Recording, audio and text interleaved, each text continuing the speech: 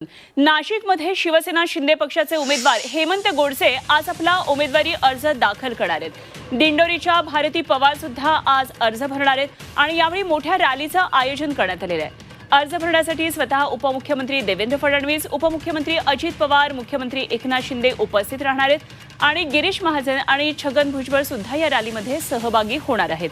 एकंदरीतच नाशिकमध्ये काय या संदर्भातलं वातावरण आहे जाणून घेऊया। आमचे प्रतिनिधी योगेश खरे आपल्याबरोबर थेट जोडले गेलेले आहेत। आणि योगेश, आज नाशिकमधलं वातावरण निश्चितच राजकीय वातावरण तापलेलं असणार आहे। अखेर उमेदवार जाहीर झालेत आणि आज उमेदवारी अर्ज भरणार आहेत। काय नेमकं वातावरण दिसतंय?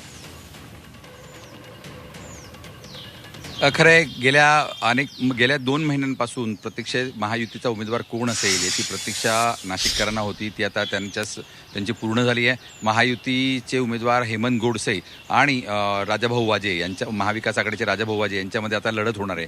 या दोघां अमृत नोनी गॅस्ट्रिन, अपचन, ऍसिडिटी, गॅस्ट्रबल ह्यापैकी तुम्हाला कुठलाही गॅस्ट्रिक प्रॉब्लेम झाला, उपाय एकच, अमृत नोनी गॅस्ट्रिन।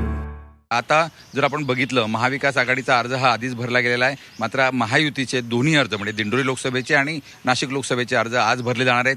देवेंद्र फडणवीस आपल्या मुख्यमंत्री एकनाथ शिंदे यांच्या मुलाचा अर्ज भरल्यानंतर तिथून नाशिकला येतील।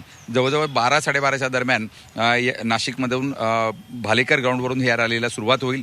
भारती पवार आणि हेमंत गोडसे उमेदवार दोन्ही असतील आणि त्यासोबत मुख्यमंत्री उपमुख्यमंत्री पण असतील।